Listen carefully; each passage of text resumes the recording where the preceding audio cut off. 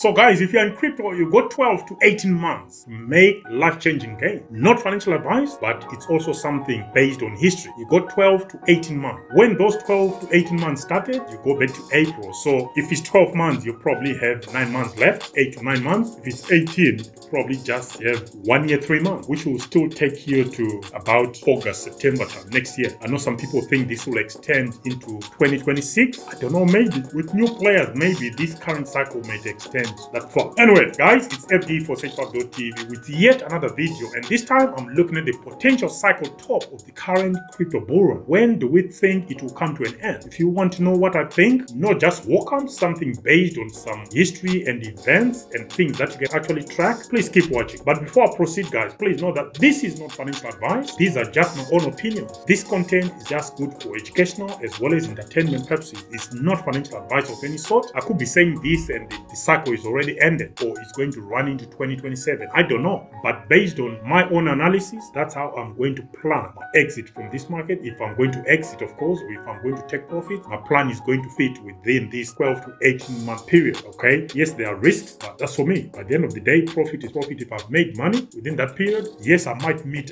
an opportunity to double or treble or quadruple my money, but that's what it is. By the end of that run, wherever I decide to end, not everyone will live with profits. You know that, because this fight we are in within the crypto space, regardless of how much of a tighter community we are, it is still peer-to-peer. You're taking money from each other. That's what this is all about. Yeah, so that's it. Please do your own research and research further what I'm going to share with you today. So predicting the exact top of a crypto bull run is inherently speculative, but historical patterns, Bitcoin halving events, money supply trends, and global macroeconomic conditions can provide useful insights. That's what we're going to do in this video. Let's start with the historical Bitcoin cycles and halving events. You got the Bitcoin halving events. We start with the first halving in 2012. The first halving occurred on November 28, 2012. Post-halving, Bitcoin saw a significant bull run peaking in late 2013. And obviously, the gains were huge then because the market cap was so low. And the second halving was on July 9, 2016. This was followed by a bull run that peaked in December 2017. And the third halving was in 2020 on May 11. This initiated a bull run that saw Bitcoin reach a new all-time high in 2021. Some people will argue it was a double top because we had the first peak in around March time and then another peak in about November. So people are saying it's a double top, or the second one was a fake one. The market was on its way down. If it went for FTX, they were doing some dodgy things to sustain the price of Bitcoin at the expense of everything else. So each halving has historically led to a significant price increase within 12 to 18 months post-halving, as you can tell from those timelines, followed by a market correction. The market does not go up forever. The current cycle, the fourth halving, took place, I think it was 19th or 20th of April, and historically, Bitcoin tends to peak 12 to 18 months post-halving. If this pattern holds, we could expect a potential top between Q2 next year and Q1 next year. They're saying between. Well, that makes sense, of course. It may not be exact. What about money supply and global macroeconomic conditions? Money supply, or M2, during periods of expansive monetary policy, which is increased monetary supply like we saw during the COVID pandemic, it led to unprecedented levels of monetary expansion globally, which fueled the 2020 to 2021 bull run. As of 2023, many central banks were moving towards tightening monetary policy to combat inflation. That shift led to reduced liquidity in markets, potentially impacting the bullish momentum of cryptocurrencies. I think it did, because we saw it. And we also need to consider global macroeconomic conditions. You're talking of inflation. High inflation typically drives investors towards assets perceived as stores of value, such as Bitcoin. If inflation remains persistent, this could support Bitcoin's higher price. So, which is weird, because if you want Bitcoin to keep rising, you almost want inflation to be high. But then high inflation leads to high interest, which then impact investments being made elsewhere. Because if people can make higher returns in, say, government bonds, they don't want to be investing in something as risky as Bitcoin. But then we are saying we need inflation to remain high for people to go and hide into Bitcoin. So it's almost like a vicious cycle. This thing will not end. Whichever way those who control economies or in finance at the moment, whichever way they go, this thing will always come back to this fiat money. I think that's where the debate is. Okay. So rising interest rates can lead to reduced risk appetite among investors, impacting high risk assets like cryptocurrencies. So for example, the Federal Reserve,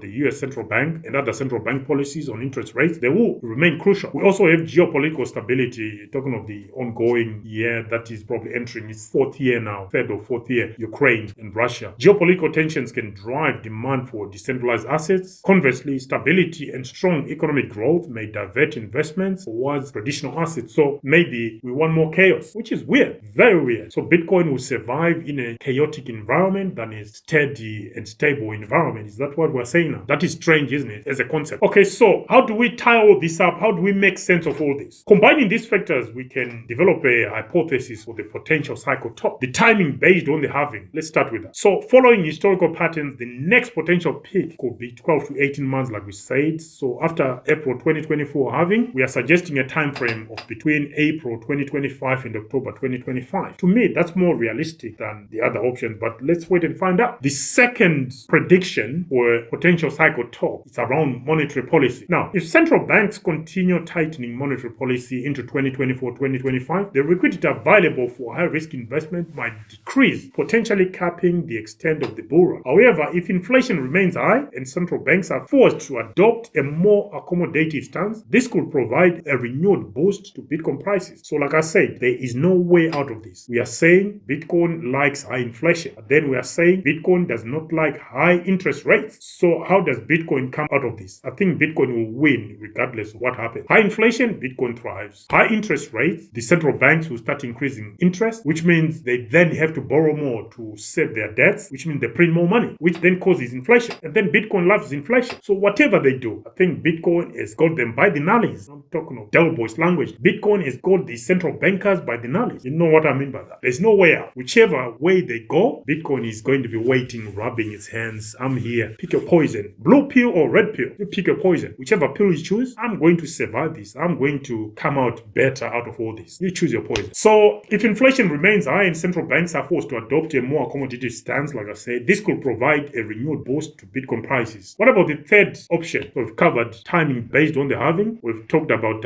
monetary policy, which again puts us 2024-2025. What about macroeconomic conditions? Persistent inflation and geographical instability could further drive demand for Bitcoin as a hedge, supporting higher prices. Again, a stable and growing global economy with low inflation might reduce the attraction of Bitcoin, limiting the peak. But the way things are going, we still have instability across the globe. Inflation is persistent and is proving to be stubborn. They are keeping interest rates high because they want to tame inflation, and the Bitcoin halving just moves like clockwork, so to speak. So I can't see this picture in front of us not generating a conducive environment for Bitcoin to increase in price. The only thing that I can see that's different here is just the halving cycle. This is the only thing that's independent, and I can see Bitcoin or the current cycle following the halving cycle. Not to the letter, but I think that's what will follow. These other things, there's no way out. That's my take. There's no way out of the macroeconomic conditions, and there's no way out of the monetary policy. Whichever way they go, they are going to be forced to print for one reason or another. Anyway, guys, over to you. What do you think? Where do you think this is going to take us? For me, I'm sticking to the 4-year cycle. I think that is going to remain the constant. Everything else is up in the air. I can't see this ending anytime soon. So the 4-year cycle, I think, is the one personally I'm going to follow. Which cycle are you going to follow? Let me know in the comment section, guys. Until the next one, I'm your host, FD465.tv. Signing out for now, guys. Bye.